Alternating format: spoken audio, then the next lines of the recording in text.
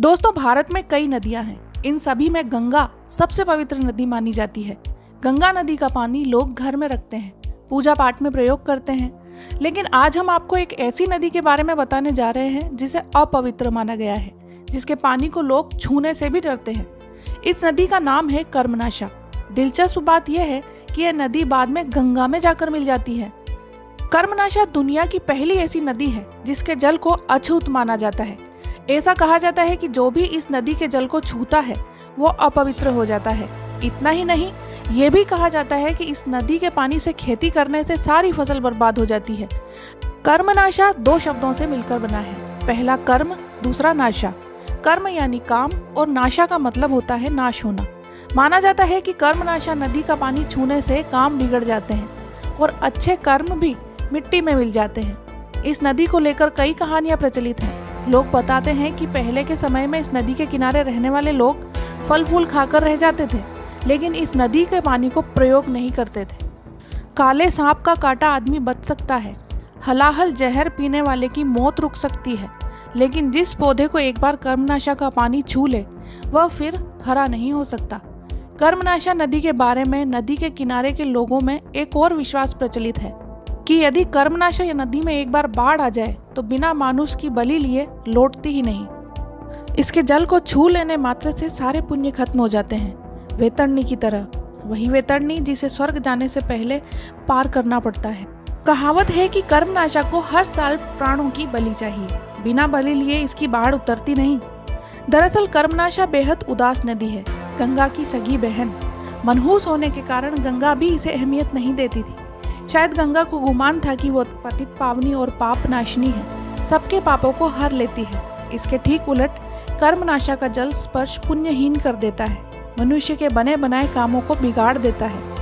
कर्मनाशा नदी को लेकर तमाम किस्से और कहानियां पीढ़ी दर पीढ़ी चली आ रही हैं, जो कि हमारी परंपरा का एक हिस्सा बन चुकी हैं। हिंदू शब्दकोश के मुताबिक सूर्यवंशी राजा त्रिशंकु की कथा के साथ कर्मनाशा के उद्गम को जोड़ा गया है। त्रिशंकु को सत्यवादी हरिश्चंद्र का पिता बताया जाता है। तैत्तिरीय उपनिषद में इसी नाम से एक ऋषि का उल्लेख भी मिलता है।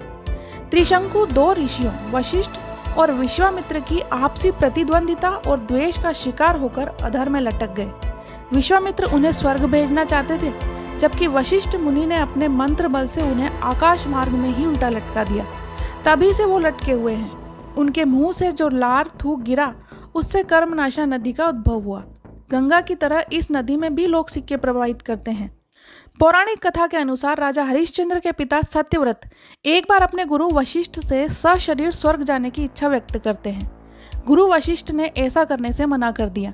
इसके बाद नाराज सत्यव्रत विश्वामित्र के पास चले जाते हैं और यही बात दोहराते हैं। साथ ही उन्होंने वशिष्ठ के मना करने की बात भी बताई। वशिष्ठ से शत्रुता के कारण विश्वामित्र ने तप के बल पर सत्यव्रत को सशरीर स्वर्ग में भेज दिया। इसे देख इंद्रदेव क्रोधित हो गए और उन्हें उल्टा सिर करके वापस धरती की तरफ भेज दिया। विश्वामित्र ने हालांकि अपने तप से राजा को स्वर्ग और धरती के बीच रोक दिया। ऐसे में सत्यव्रत बीच में अटक गए और त्रिशंकु कहलाए। पौराणिक कथा के अनुसार देवताओं और विश्वामित्र के युद्ध के बीच सत्यव्रत धरती और आसमान में उल्टे लटक रहे थे। इस बीच उनके मुंह से तेजी से लार टपकने लगी और यही लार नदी के तौर पर धरती पर प्रकट हुई। कहा जाता है कि ऋषि वशिष्ठ ने राजा सत्यव्रत को चांडाल होने का श्राप दिया था। सत्यव्रत के लार से नदी बनने के कारण इसे शापित नदी कहा गया, जो लोग आज भी मानते हैं। बिहार के कैमूर जिले से निकलने वाली कर्मनाशा नदी बिहार और उत्तर प्रदेश में बहती है। यह बिहार और यूपी को बांटती भी है। इस नदी की लंबाई करीब 192 किलोमीटर है। इस नदी का 116 किलोमीटर का हिस्सा यूपी में आता है, जबकि बचा हुआ 76 किलोमीटर बिहार और यूपी को बांटता है। कर्मनाशा नदी उत्तर प्रदेश के सोनभद्र, चंदौली, वाराणसी और गाजीपुर से होकर बहती है और बक्सर के पास गंगा में मिल जाती है। सनातन धर्म से जुड़े लोगों ने नदी को अपवित्र बताकर लोगों को दक्षिण की ओर जाने से प्रतिबंधित करने के लिए कर्मनाशा पर बुराइयों का आरोपण करना शुरू कर दिया। वैतरणी की तरह काल्पनिक कहानियां गढ़ दी गईं। सनातनियों और बौद्धों के वैचारिक द्वंद्व विभेद का कहर कर्मनाशा पर टूटा। लोक जीवन में लंबे वैचारिक संघर्ष के चलते कर्मनाशा अभिशप्त नदी बन गई। दूसरी ओर बौद्ध धर्म में गहरी आस्था रखने वाले बनारस के जाने माने एक्टिविस्ट डॉक्टर लेनिन रघुवंशी कहते हैं कि बौद्ध धर्म हिंसा में यकीन करता ही नहीं था। सनातन धर्म से जुड़े लोगों ने बौद्ध धर्मावलंबियों के प्रभाव को रोकने और अपने मुनाफे के लिए कर्मनाशा को बदनाम किया। ये सच है कि दुनिया भर की सभी नदियां प्राकृतिक या दैवीय स्रोतों से अवतरित हुई हैं, लेकिन कर्मनाशा का स्रोत मानवीय है। संभव है कि वह अस्पृश्य और अवांछित है, कर्मों का नाश करने वाली है। कथा, पुराण, आख्यान, लोक विश्वास जो भी कहें, इस सच्चाई को झुटलाने का कोई ठोस कारण नहीं है कि कर्मनाशा एक जीती जागती नदी का नाम है। बारिश के दिनों में इसके तट पर वैसा ही जीवन राग बचता है जैसा कि दूसरी नदियों के किनारे बचता है। नदी के पेट में दूर तक फैले लाल बालू का मैदान, चांदनी सी सीपियों के चमकते हुए टुकड़े और जल विहार करने वाले पक्षियों के मधुर स्वर किसी को भी अपने आगोश में लेने को विवश कर देते हैं।